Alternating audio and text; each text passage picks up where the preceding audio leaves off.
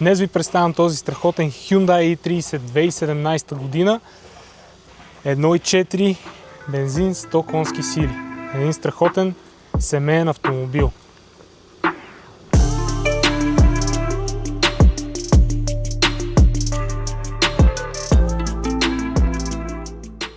Тази генерация на Hyundai i30 започва да се прави от 2017 година до около 2019-2020 започва фейслифта. Като автомобил е доста съвременен, търпи още един фейслифт на предната броня, имат леки разлики в годините 2017-2018. Имаме LED дневни светлини, които виждате, доста съвременна визия. Общо взето един доста красив, семейен, съвременен автомобил. Този конкретен екземпляр е 2017 година и е в едно добро състояние, да не казвам перфектно. От към екстри обаче е една идея по-постна. Конкретният екземпляр е комби и разполага с теглич, огромен багажник и втори комплект гуми с джанти. Тази генерация на Hyundai излиза с 4 двигателя.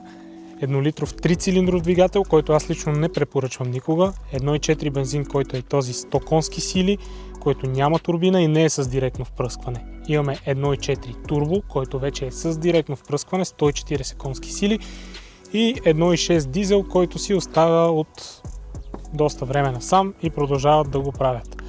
Общо взето, какво аз бих препоръчал, то това е бензиновия двигател с 100 конски сили, защото първо става на газ, безпроблемен е и е страшно надежден. i30 в тези години предлага една доста съвременна визия, както визуално говоря екстериорно, така и интериорно. Нека видим и интериора.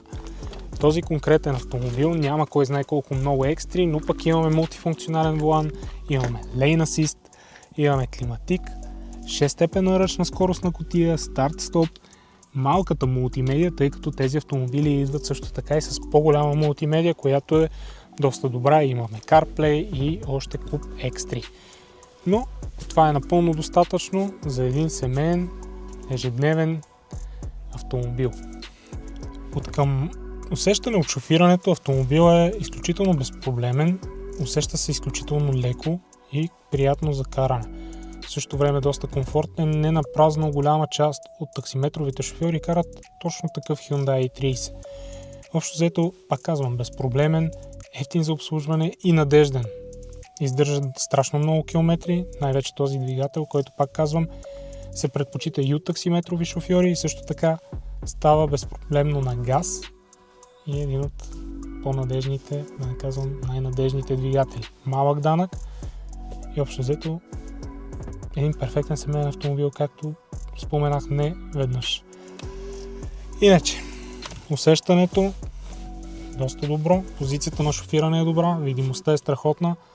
Имаме, както виждате, доста място и отзад. Спокойно бихме могли да сложим детско столче, имаме Isofix система. Скоростите се усещат изключително леко и приятно за включване. Съединителя отделя, бих казал, перфектно.